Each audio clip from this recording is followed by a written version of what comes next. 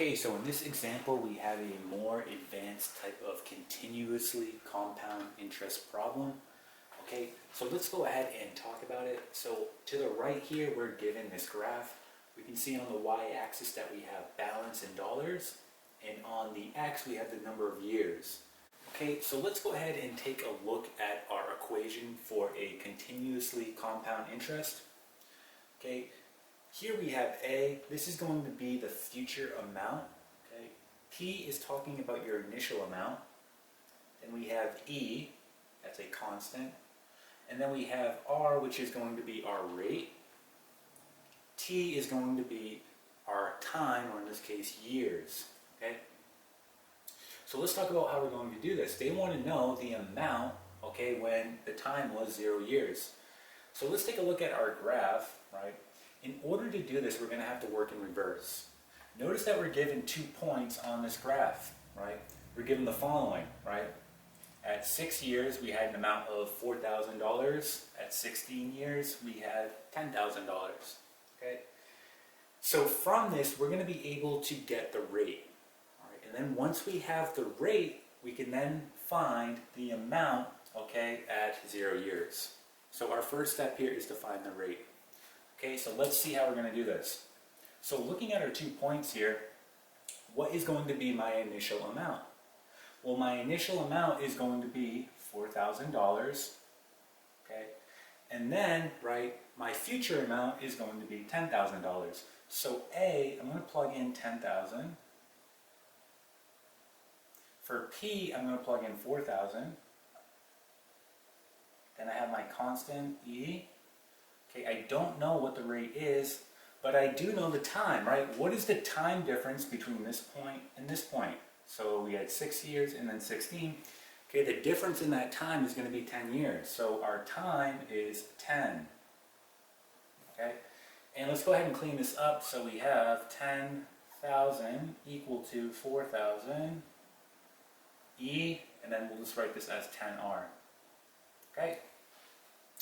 All right, let's divide both sides by 4,000. Okay, this will cancel, right? Our zeros will cancel here. So essentially, we're doing 10 divided by 4, right? And when you do that, you should get 2.5. So we get 2.5. Then we get equal to E, and then 10R. Okay, so look at our variable. Okay, it's where our exponent is. So remember how we solve for exponents?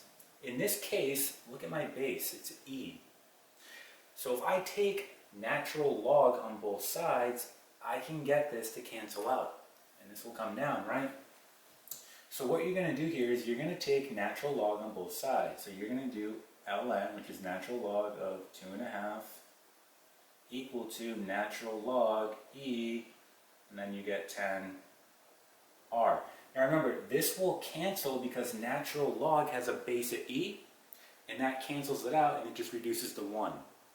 Okay, so essentially what we now have is natural log 2.5 equal to 10R. Okay, that's an R.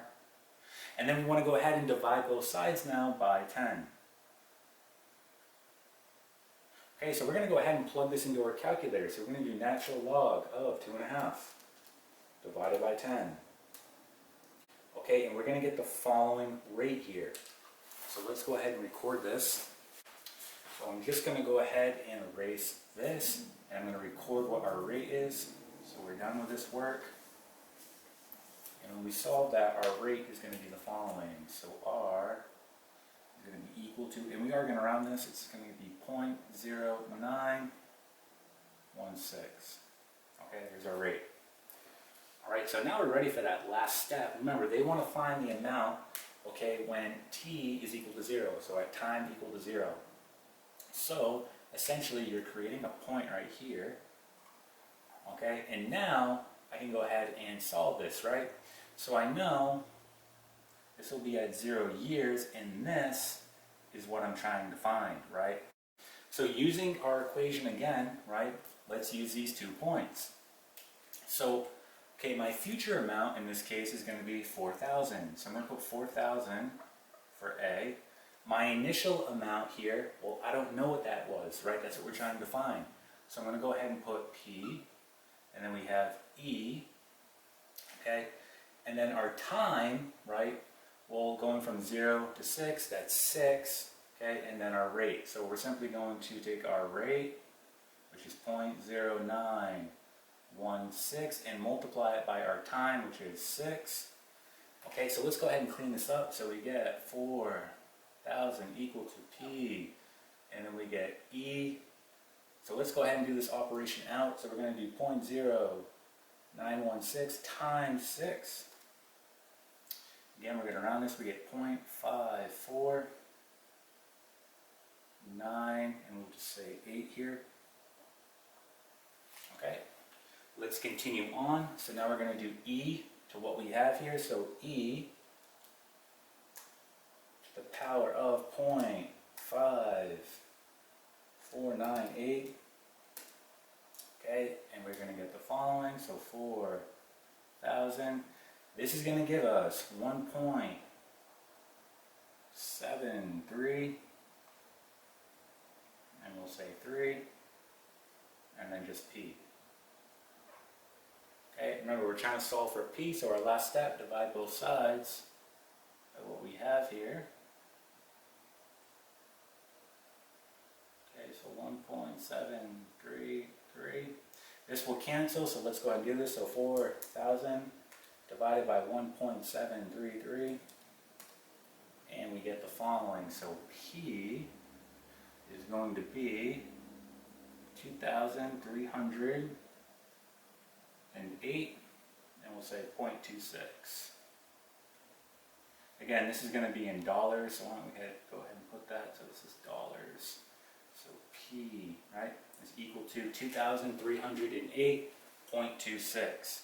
All right, this is going to be our final answer right here. So that's the amount that was deposited, all right, at time equal to 0.